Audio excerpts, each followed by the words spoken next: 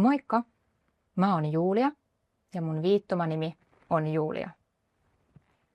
Mä oon valmistunut puhevammaisten tulkiksi TIAKista keväällä 2025. Lisäksi mä olen aiemmalta koulutukseltani kommunikaation ja viittomakielen ohjaaja. Tulkin työssä mulle kaikista tärkeintä on se, että asiakas tulee kuulluksi, nähdyksi, ymmärretyksi ja huomioiduksi omana itsenään, ja että asiakkaan arki on mahdollisimman itsenäistä.